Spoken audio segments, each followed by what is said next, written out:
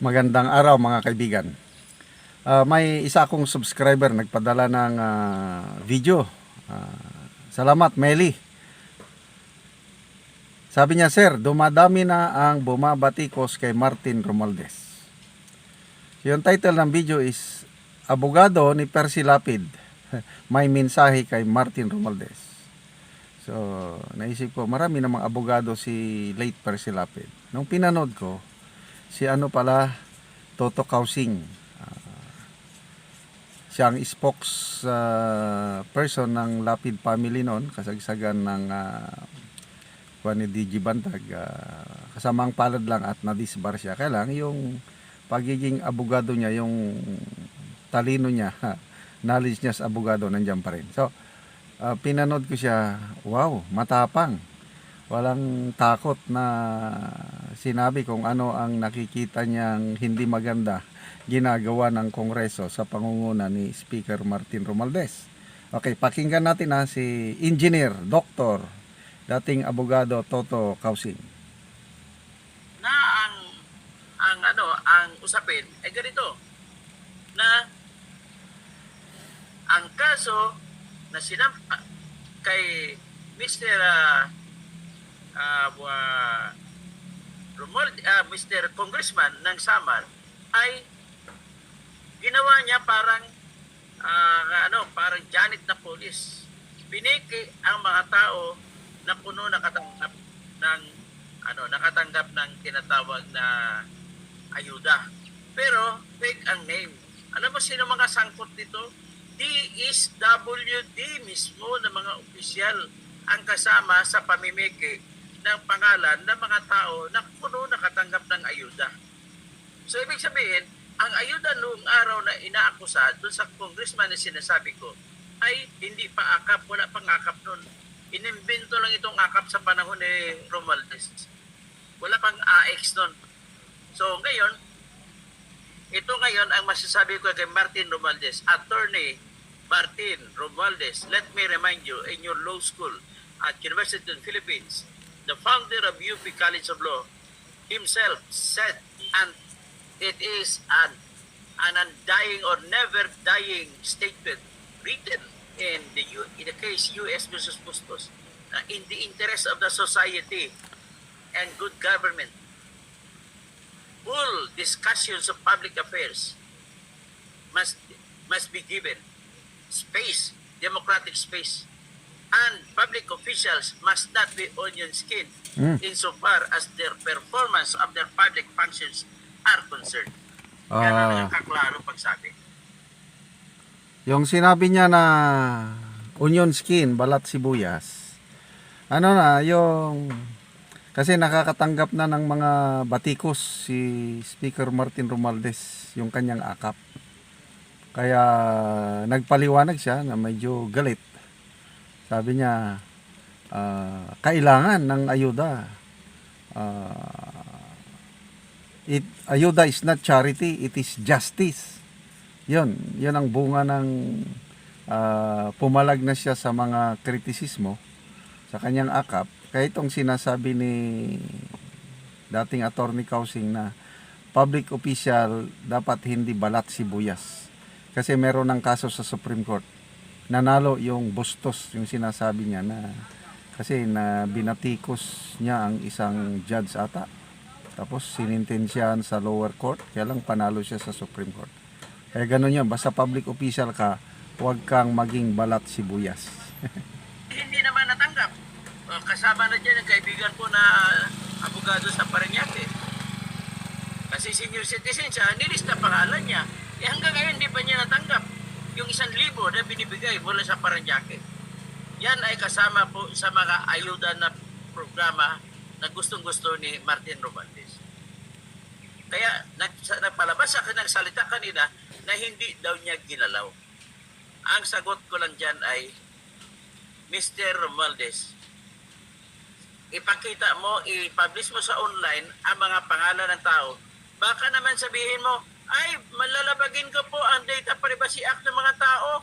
Naku, namigay ka pa, tapos kakatwiran mo na bawal ipaalam sa mundo kung sino-sino nakatanggap ng akap.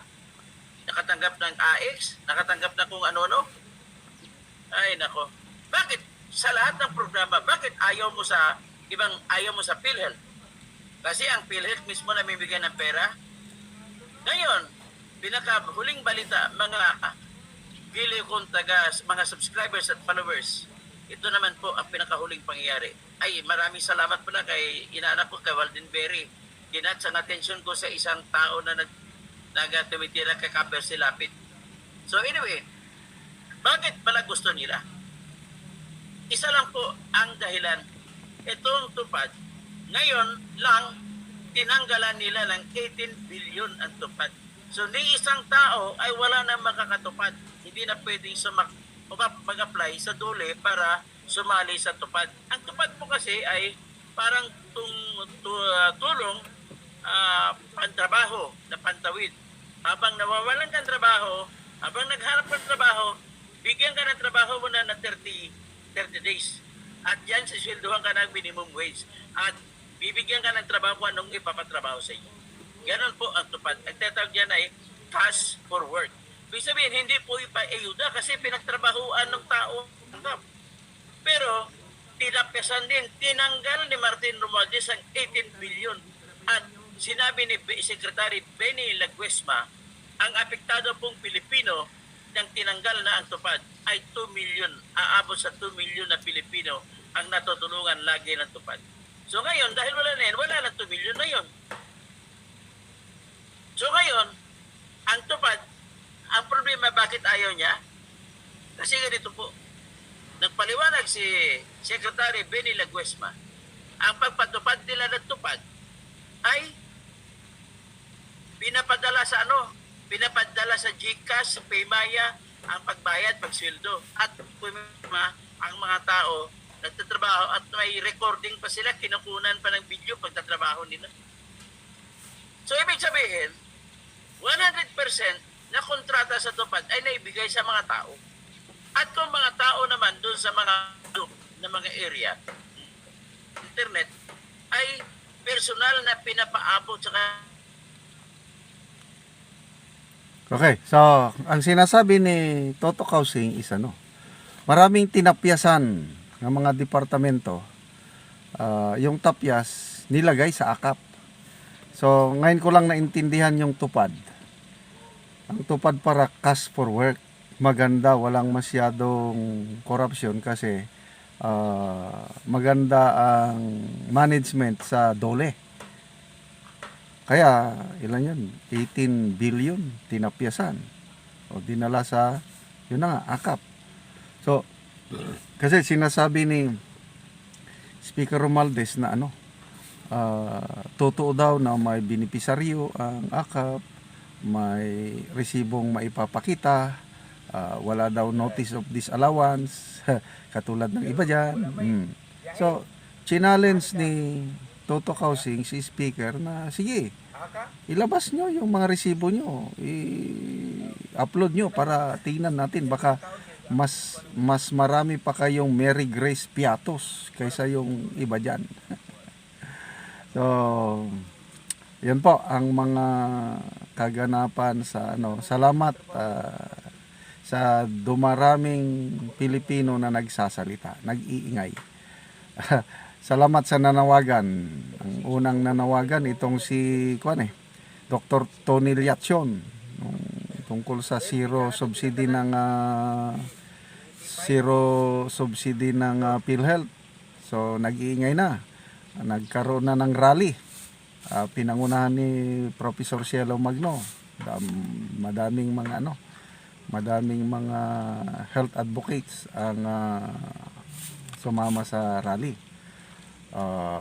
Tapos si Senator Pimentel, yun din ang kanyang panawagan, mag-ingay na kayo dahil hindi na maganda itong nangyayari.